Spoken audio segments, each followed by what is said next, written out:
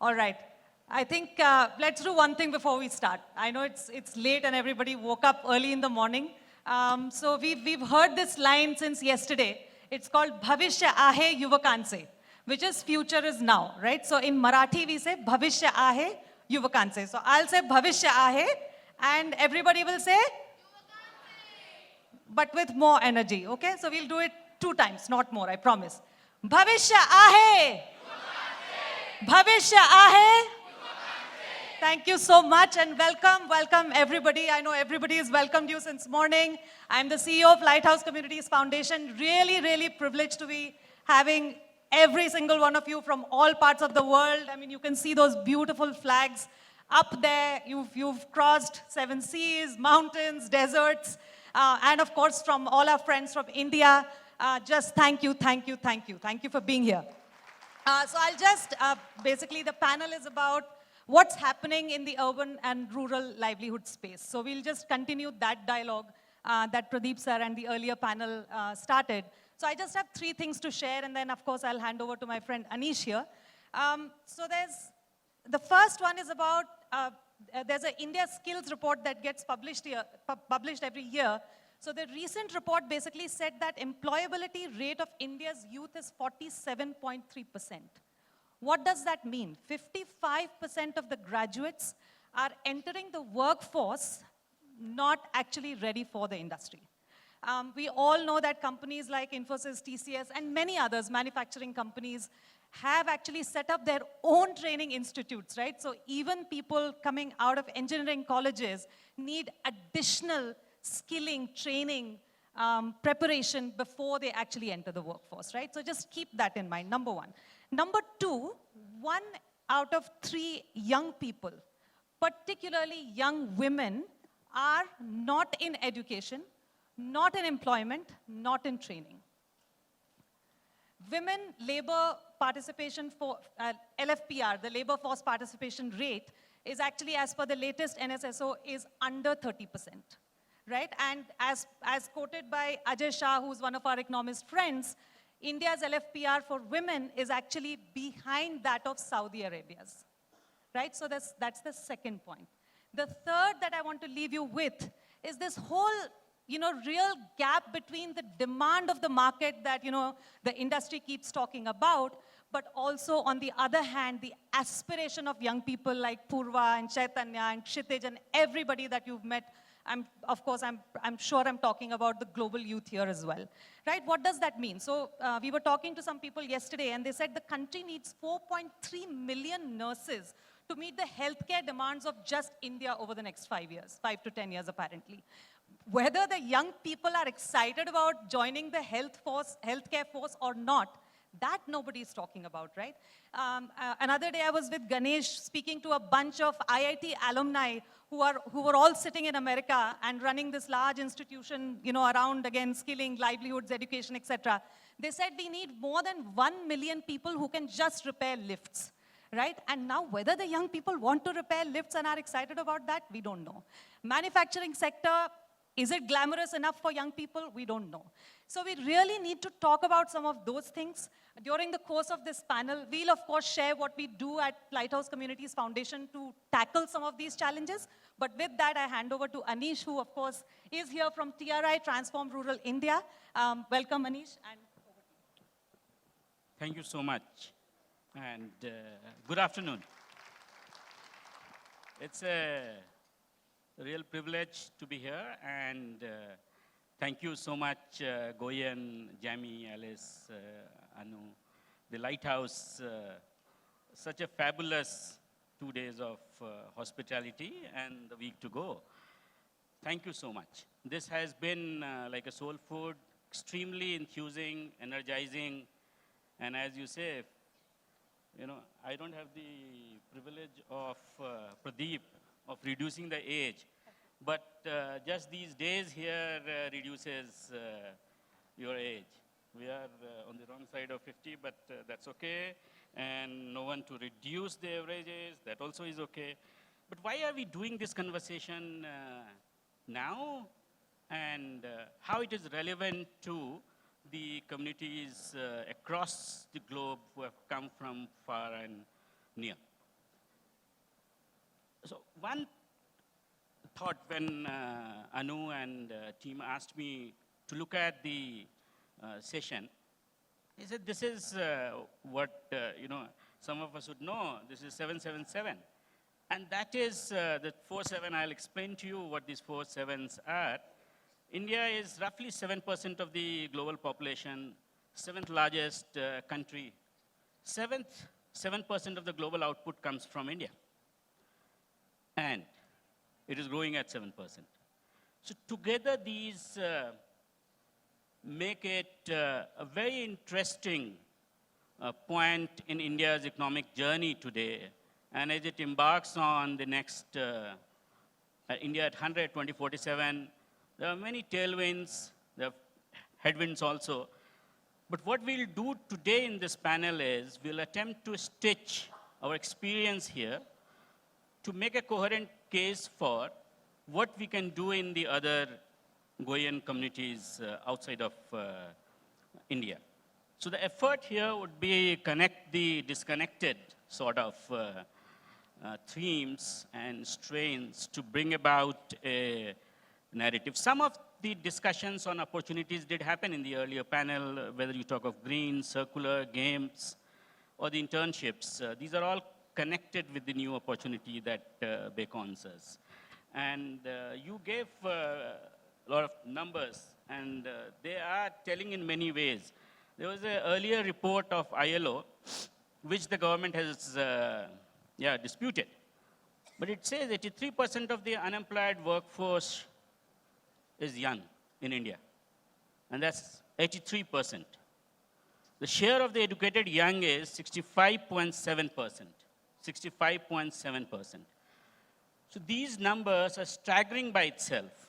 The women labor force participation rate is a mix of things in the Indian social context that drives it. It is at the bottom of G20, lower than MENA. But there is a story there to be unraveled. And we'll talk about it. And we will, in some ways, as India, you would have seen, come from different places on the planet. The India growth story is much feted. And we used to run this campaign, Incredible India. Now, with China plus one, as they say, is the inevitable India. And the numbers, again, are, we are at a cusp where we are looking at the Viksit Bharat goals, if you were to say, is 10x of our current per capita income of $2,200 odd. So we are aiming to reach $22,000 by 2047. That would have its own implications on how we engage with our resources, how we engage with our, the most substantive resource that we have is human beings. And that's where the opportunity youth would connect very strongly. We are expected to be the second largest economy by 2050. Purchasing power will be more than 1/3 of US as we sit now. But mind you, we had all these moments earlier also. I remember in 2007, there was a report by McKinsey which said, this is, in India, we will know Sone ki Chidiya, the bird of gold. And 2007 McKinsey predictions were that India would become that manufacturing hub. Why is it different now? And what we can, draw from the Indian experience and experience of the GOYN communities in India is a few things working right now on that flywheel. One is on the demand side, green. We talked about, so there is, you talked about the World Economic Forum predicts 50 million net, and that's net new jobs to be created in the green economy. On the supply side, see 1 billion plus people, very low age dependency. And that is, unlike any other major economy, we are much ahead of anyone else. In China, you are seeing the slowing down on that front, on the labor force front. There's a massive investments going on in building both the digital and the physical infrastructure. Just $122 million billion. The infrastructure, national infrastructure pipeline is. Much of it that kind of a capex would lead to growth of a very different kind. So these are some of the tailwinds you could say that we have, but in terms of where, and there is the geopolitical sweet spot that India is in, if it plays well, it could continue. Some of the things that we keep talking about, what holds us back is the massive inequality in our society, the top 10% holding 3/4 of our wealth. There is the chasm between north-south in India. And again, some of you could relate. We are growing at very different paces. You will be surprised that state in India would, on Human Development Index, would challenge Scandinavian countries. And at the other end, you would have someone, fighting with South Sudan for the last spot. We have very low FLPR, but that is a function of variety of things, the way economy is and the way the society is. And we have to look at that in a very careful way. Manufacturing is one we keep talking about. Just the other day, one of the titans of our industry, Mr. Narayan was saying that we need low-tech industries in rural areas. And I picked up a... I'm so sorry to disturb Yeah, you. yeah. So that is another thing that in India for the last 70 years we have been at it. In the 1948 industrial policy, this was there. So this is the large context which inhabit the opportunities and the innovation space of livelihoods that we have. So if I were to first start with Lighthouse and Heddle High, from your experiences, where do you see some of these opportunities as we talk about the gig platform economy is a massive opportunity that everyone talks about. The second opportunity one talks about is on the health. We heard in the previous session with the aging population and stuff like that. How is your experience around that? So two of these large growth opportunities, if both of you could come on that, and what you have done to make it work. Of the sectors? In terms of the sectors, if you were to say. Yeah, thanks, Anish, and thanks, Anuja, and thanks, Jamie, GOYN, Alice. I'll come to that, Anish, but, just taking a step back, we have a lot of statistics here, but I'd like to bring your attention to the video we saw. There was a very nice video of Lighthouse. There was Kedar Jagdale, I think, in WNS. All right, got a nice job, and the confidence you're speaking, and Altaf, right? And I remember WNS because I was at WNS, and it sort of stands out to me. And a story I came across last week in MP, last couple of weeks back. So we are doing a program with UN Women, State Government of MP, and Micron Foundation for Women in STEM to draw career pathways in STEM. And, the social sector is a roller coaster of emotions. So we have a young guy here saying he's got such a good job. And last month we got on the demand side, we got Foxconn as an employer. And there were 48 women from MP who were to join there. And then there was this molestation in Calcutta, and all of them refused the job. And that, I'm bringing that up not to talk about the social problems of India, but I'm just saying the outlook of rural and urban people on employment, So I'm trained to be an engineer, but most of the time in the social space, you've got to be an economist. We talk about development economics, but I think it's more important to understand the economics of development. So when you talk about sectors, just coming back to that video, I think that's an urban youth talking about a financial system, a financial job profile.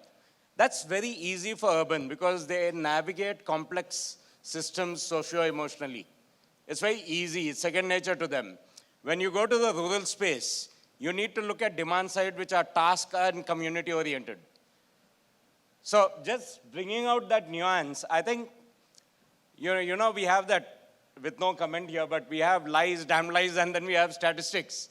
But when you come into this, you need to understand behaviors. You need to understand what are the lived experiences of rural youth before you align it with a sector.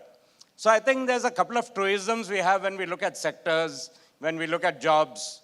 So the first truism is the lived experience of rural youth are very different. You know, we think it's an access and opportunity issue. But as Amartya Sen says, the capability of rural youth, the way they engage with markets are different. So most of the rural youth come from impoverished families. So their income, it goes back to a subsistence deprived household. So it's very difficult to talk about career building and, you know, adding skills to myself, because they are just, even the first 5 years of their life, they are just trying to support their subsistence focused household.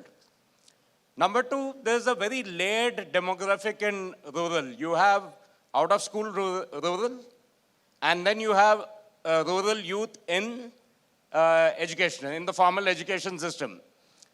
In the formal education system, there's a lot of, you know, the education to work transition is very patchy. It goes up and down, it's fuzzy, we call it information asymmetry. I think Alice saw it when we went to Raichur. You know, there's such a tendency to go in for government jobs, and they're talking about 9 years. And as I spent more time with Raichur, I was not surprised about a youth wanting government jobs.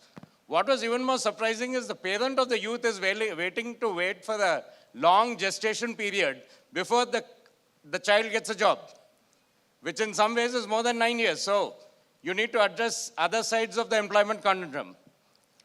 So if you could, Pankaj, elaborate on how you addressed some of this. I think what we did is we simplified it. It's, you know, what works best. We didn't take a fire hose approach to skilling. We said we'll break it down. We will do foundational, and since I'm from the outsourcing industry, WNS, we outsource the entire domain skilling onto the employers.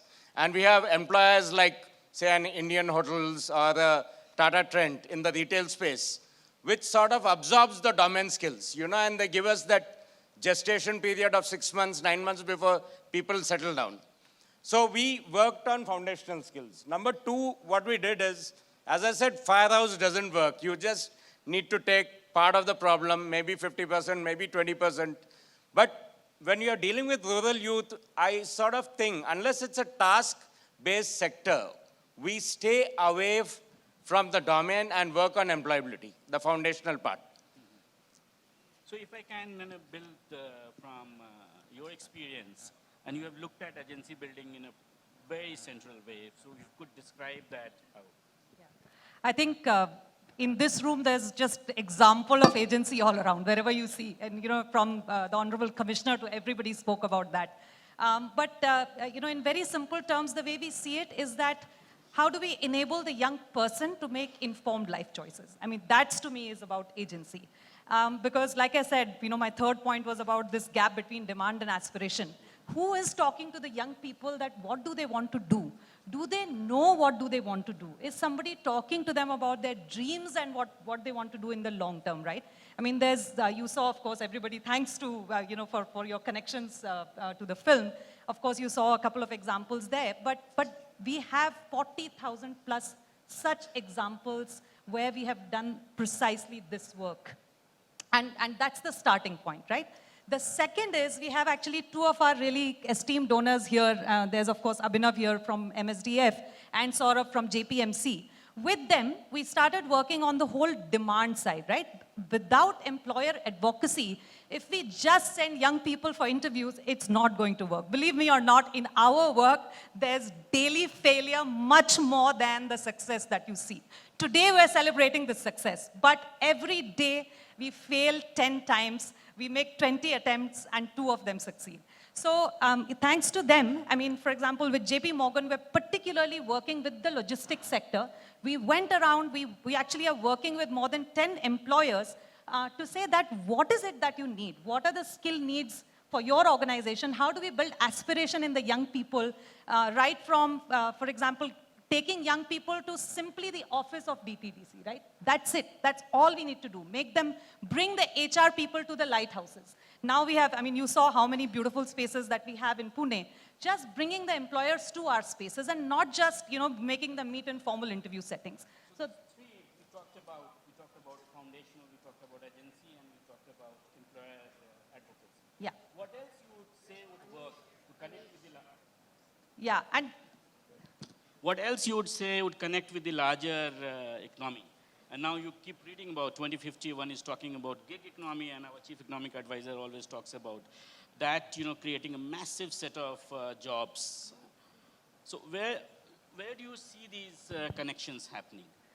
Anish, I'll say two things. One is that, it's from a smaller picture, we have to see, particularly organizations like ours, have to see inside out as well, right? So today, one of the things that we did is actually 20% of our staff is Lighthouse alumni. Just give me a shout out if you are a Lighthouse alumni and Fabulous. now working, with us. Yesterday, I was talking to our event company and I said, you have to now employ 2 people. You have to promise me that you will employ 2 people into your organization, right? So the hyper-local, my husband's sitting in the audience and he is employing Lighthouse Communities Youth as well, right? So the power of hyper-local employers, it's immense. So we really need to build that network. And at Lighthouse Communities Foundation, we have 5,000 plus such employer networks. So that's number 1.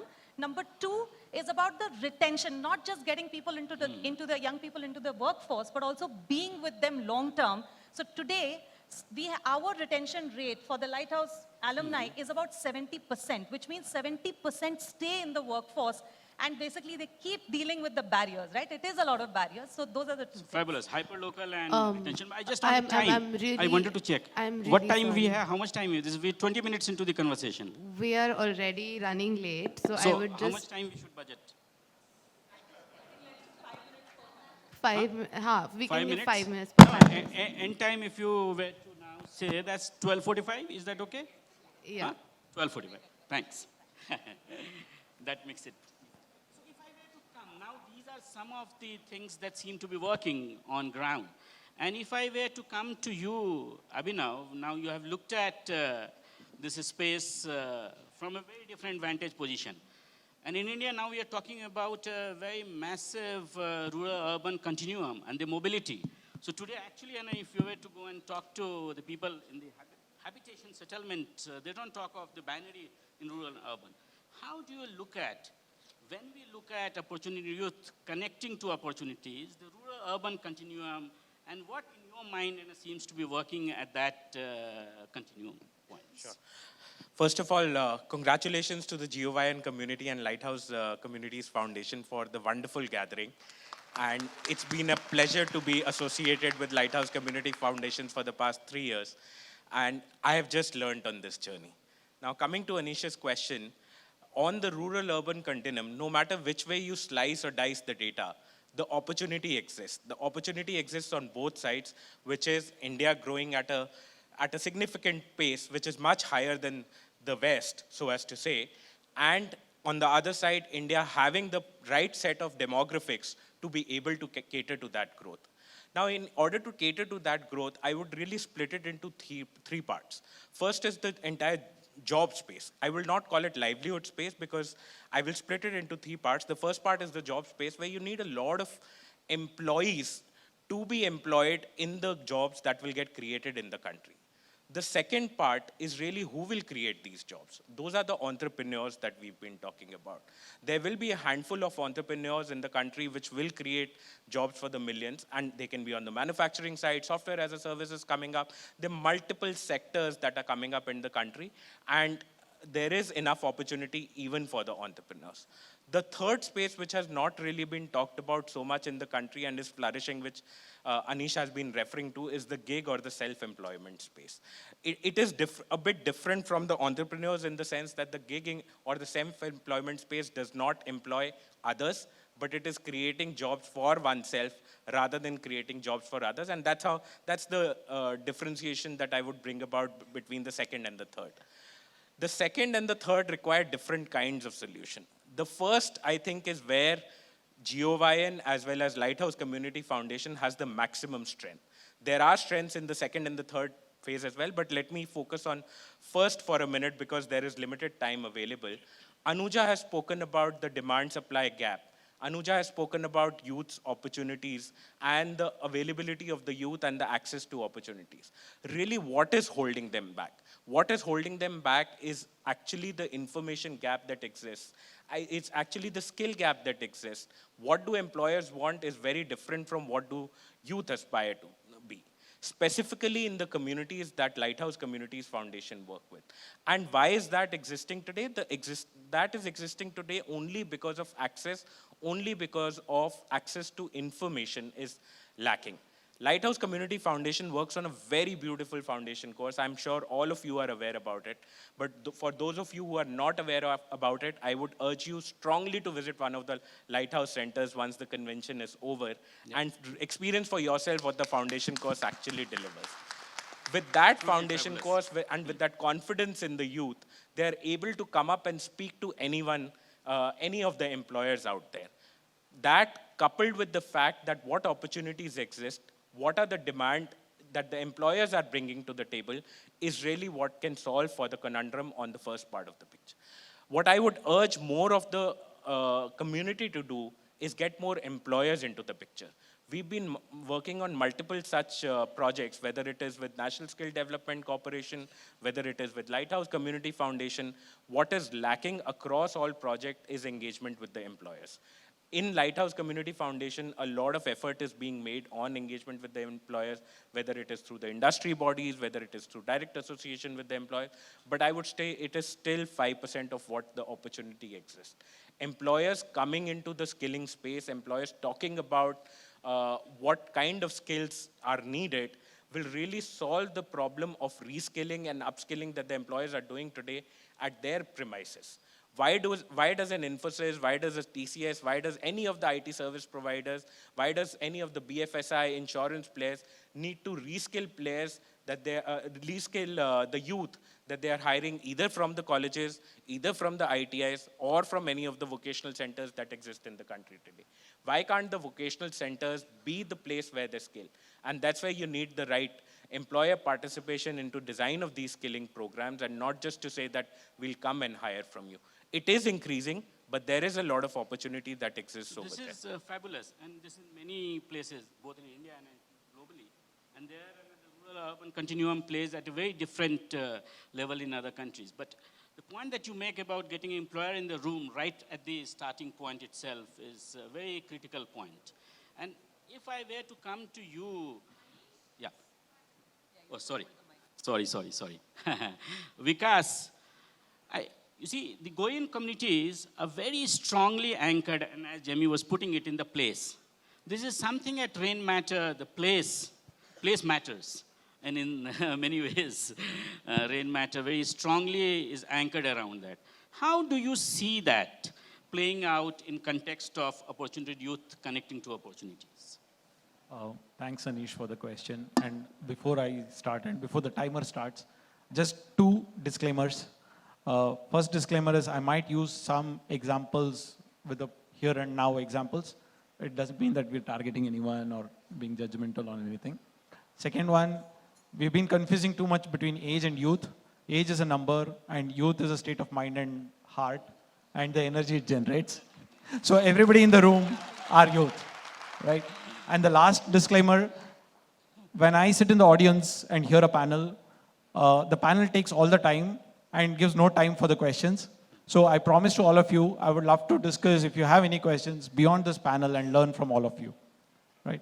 So with these three disclaimers, Anish, to your question, basically, we look at place from a lens of positive place ownership, right? What is a place? A place is of course, place is a place where humans, animals, insects, everybody live in harmony. And how sustainable can we make it for everyone? What is our interaction to the place which makes it sustainable for everyone? Are we looking at place as a consumer, or are we looking at place as a owner to make it better for everyone to live for? So that's the primary lens with which we're looking at place. And once you start looking at it from that lens, then there's a plethora of options or opportunities, as we call it, right? Today, the fundamental syndrome, we call it as an elsewhere syndrome. Most of the things we need to live, most of the solutions, everything is coming from elsewhere. The day it starts coming from the place, the day it starts coming from the biodiversity of the place, or as we call it, abundance, ecological abundance, right? That's where the place will be better. That's where the humans of the place will be in a better, situation. That's where the other living beings will be in a better situation, right? So that's the fundamental lens from which we are And coming. this means there would be a lot of economic opportunities latent, now not visible, but that could be, created. Absolutely, right? So that's where we say circular economy with regenerative ecology, right? We can build a circular economic system, but if the ecology doesn't regenerate, then your bitcoins are lost, right? The whole economic system, bitcoins, is the ecology, right? So if we are destroying the foundation of the ecology of a place, then the place becomes unlivable. Then the whole economic activity dies down in another 10, 15, 20 years. It's fabulous, so well put. Now, if Sheena, if I were to come to you, if you were to look at the massive innovation in financing some of these efforts that has happened with the social stock exchange in India, how do you see, in context of the various communities present, what kind of opportunities and the insights that we have that can be taken to other communities? Firstly, thank you for having me here. It's been wonderful. Unfortunately, I missed yesterday, but I think I relived through it, through the video. So it's great to be here. Anish, I'll just take one step back. Just going back to your data points that you started with. I think we all must agree India's at a great place. And there's a lot of opportunity. From a BSE standpoint, the number of DMAT accounts, if I had to compare over the last 10 years, is exponentially increased. And even if I look at just that data point, I think there is so much more that can be contributed by the youth, for the youth, at an economic level. And now sort of drilling it down from a macro perspective to a more micro perspective, I think we have, social stock exchange is still the new kid on the block. It's only been a few years. We've learned a lot from our counterparts over the globe, some that have worked and some that have not worked. And we continue to do that because there's a lot of learning. And the social stock exchange that has come about in India has been a culmination of a lot of the learnings that are there. How do we ensure we listen to the ground and to the communities? And some of you who actually do a lot of work in the communities, how is it that we provide and listen to the funders that are also on the panel? How do we ensure that there is more opportunity for funding, more opportunity for domestic funding? How do we encourage everyday giving? Whether today it is the youth that's sitting in the audience or some of us 50 plus that are here or inching on 50. The idea is coming back to his point on abundance. How do we create that aspect of abundance in a sector that is unfortunately devoid? Everybody is always looking for funds. The platform provides you ample opportunity. It is still a young kid. We are still learning, not just from our counterparts abroad, but also from the dynamics that this country actually provides and the regulatory system that we have to sort of align to. So I'm going to pause there. So I am very conscious. You said 12:45. This is 33, and because you have said that we must take audience questions, right? So we can take 2 rounds in the 12:45 deadline that you have kept. Two questions together. Do we have a mic?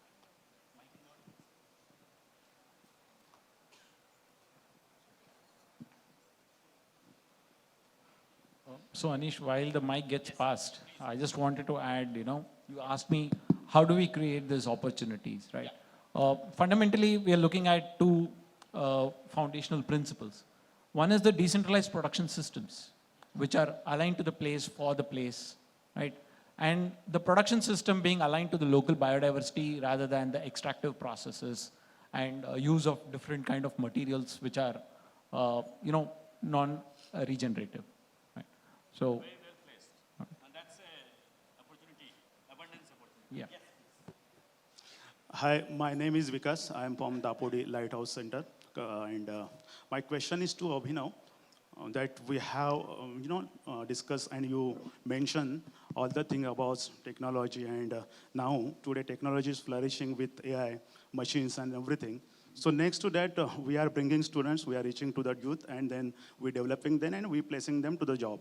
Now, the thing is that next to this, sustainability. So what approach will be suitable to study the sustainability development to maintain the balance in the economy? When you talk about sustainability, are you talking about sustainability in jobs or are you talking about ecological sustainability? Sustainability in terms of job and even though economically. Because if there is a job, then economically will be balanced. If the students want to upgrade his skill, then he need to study the next level. And the study that I need to, the approach that need to be known. Let's take one more for you. Sure.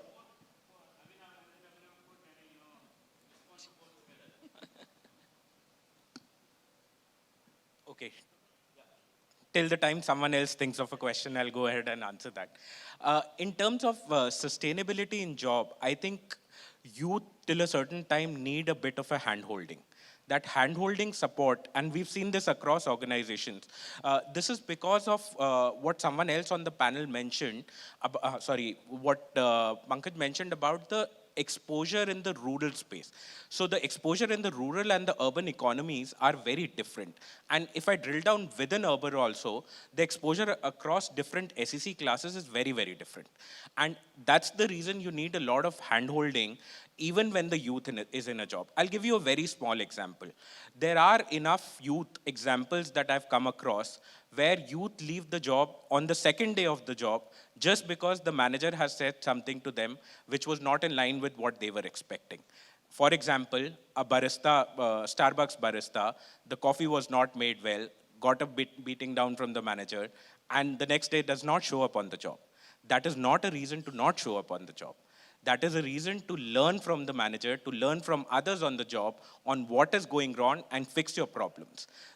The way you are learning, the way you will succeed is when you build upon your failures. And that's what the youth have to be encouraged to learn about. So this is just a small example. There are multiple such situations which the youth face at work, which can be counseled, which can be solved when the youth have right form of support. Not just that, for example, where to live, what sort of support to give in terms of various communities. A lot of time these youth are migrating to different places for the job. So how to find the right housing, how to find the right food, how to find the right shelter, how to commute to work, all these are actual problems which we don't think about because they come as second nature to us. And when you have support, when you have the right kind of people who are solving that for you, it becomes easier for you to be sustainable in the job. Very good point. Retention. So focus on retention. Yeah. I think there's a question there. Yes. Hello everyone, Namaste. My name is Prashant. I work in the livelihood maximization program. That's the Kaushalyam. I strongly resonate with the thoughts you have propounded and it's very intriguing and thought-provoking conversation. Thank you for that. I have a question, taking the conversation from previous panel ahead. I have a question on the opportunity and the democratization of opportunities. So we already in the fourth industrial revolution and we are experiencing so many things about that. So are we really prepared as a sector at whole and the industry at large to experience and to give a solution to those kind of challenges which are coming right now? Pankaj, you like to take this? So if I rephrase, you're talking about the technology-led. I have a perspective which may be a little odd, but the printing press was a technology disruption when it came, right? So I think there are two, aspects we look at. There's judgment and there's repetition. I think judgment-based jobs will keep getting increasing. You'll get more high-value jobs, and that will lead to a uptick in the competency. I think when we talk about foundational skills, we previously talked about English, literacy, numeracy. I think over the next 5 years, foundational skills will be very different. So that will be a change, but that just opens up other kinds of job. So I think the challenge we have is actually one of timing. We need to increase the competencies of the youth at a much faster pace and beat technology. So, you know, it's that Africa problem. If you're a gazelle, you'll say, I need to outrun the fastest lion. And if you're a lion, you'll say, I need to run faster than the gazelle. Whether it's both of you, one ends up as food and the other ends up hungry. Yeah. So Pankaj, if you were to say, in terms of the foundational skills that you, in the communities that you work, you provide, and if one were to look at other GOYN communities, what else one could do there to this fourth industrial revolution, the artificial intelligence, how do we match up to the challenges of that front? You could, it's a difficult question because I don't know the answer, but what we have been doing now is, I think, see, in a country with challenged state capacity, and most of the communities are that, we need to take the power of markets. And what are markets? Markets are forms of exchange. Now, when you go rural, the form of exchange we take are task-oriented, supply chain. We don't take financial services to the village, right? I think the great yonder, which we see the rural landscape, is about, instead of doing an urban to rural commerce, which is either way playing out, rural to urban, I think, is one part of it. But what about peer-to-peer? The interaction, what Vikas put very well. What about if that is a system, what is the economy of that closed system? So I think rather than talk about technology, I think we are running a large program on digital public goods, which is the point you talk about. We are looking at how ONDC will facilitate commerce. But I think Mr. Koshi may not like it, but while there's so much talk about ONDC, I think the real intervention is OCAN, the credit. All right, when credit goes to the last mile, commerce is a common sense, right? India, human beings are always around commerce. So the technology, the way we are looking at technology now, there will be an adjacency which grows, which we have not seen yet. Yeah. But the digital stack in India, for me, I think the most promising thing is OCAN, credit. Fabulous. Yeah, if you could. Just to answer your question, are we prepared? No. Will we ever be prepared? I don't know. It's a journey, so enjoy it and do your best. So if I can, you know, there's a very interesting, the ILO study found something staggering. They found that 75% of the young were unable to send an email with attachment. They were able to send emails, but not with attachment. So when you are talking of, say, ONDC or OCN, you need these kinds of digital proficiencies. And if, Pankaj, I'm aware of your work, so when you say that no one will be left, no young people will be left behind, if you were to say no young person would also be left behind from the emerging digital society and economy. So that could be one way of addressing it. But if I can take another, and then you could come. Yeah, one more, last one.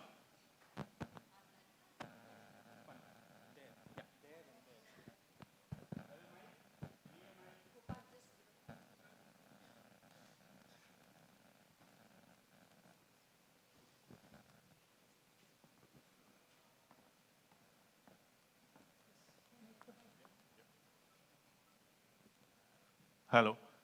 This question is addressed to Sheena. My name is Andre. I'm a donor and a dear friend of Ruchi and Anuja. A few months ago, Ruchi was speaking with me and she was saying that for a donation that I wish to make, it could have been routed through the social stock exchange. Yeah, sorry.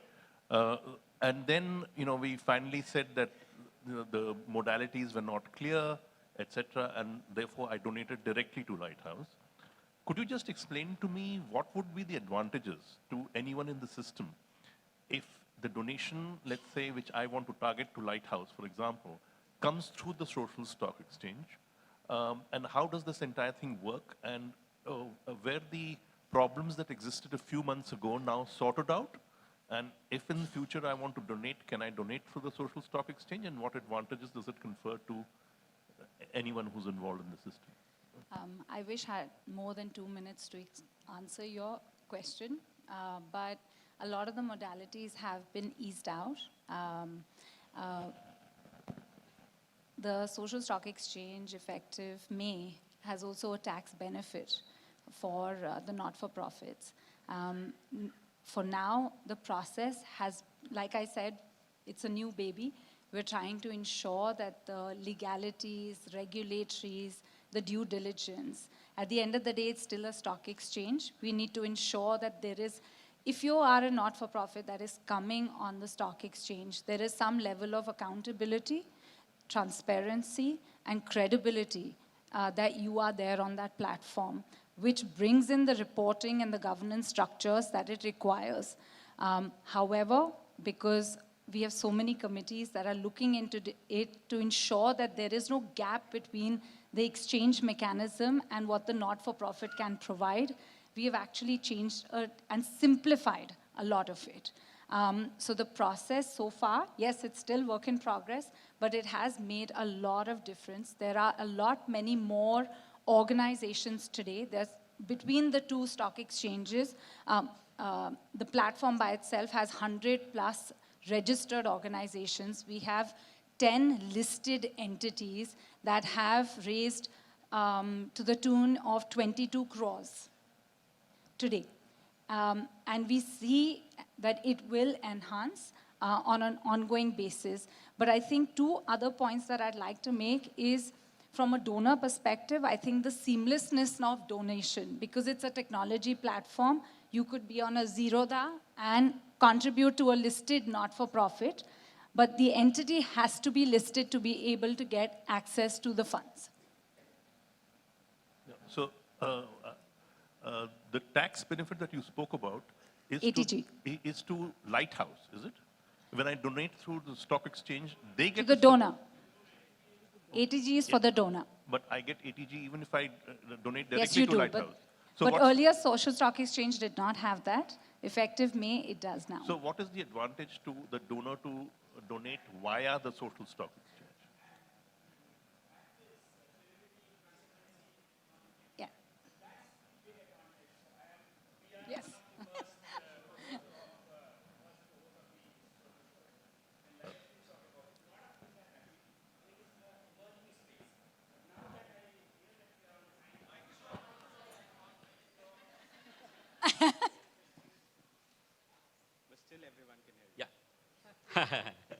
Thank you so much. Time is up, we know, and we had a fabulous conversation. So for the audience who patiently listened to us, a big round of applause is in order. Anish, I'd like to...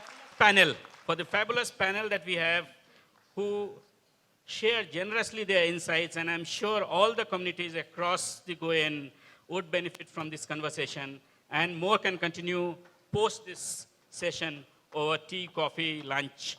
So look forward to that. You wanted to add something? I'd like to, just add on the digital thing. So I bought a vehicle a week back, automatic, full electronic panel, and I'm an automobile engineer. So, I didn't understand the vehicle. And my 16-year-old son has figured out the entire panel. He doesn't know how to drive. Huh? The future is young. That's what I'm saying. I think this digital thing, we are beating it. The digital dinosaurs will get extinct. You guys are already a digital generation. If you make it like an abyss, like a fault line, I think that's the problem. It's not. You guys are digital first. Digital natives. I think that's the right word.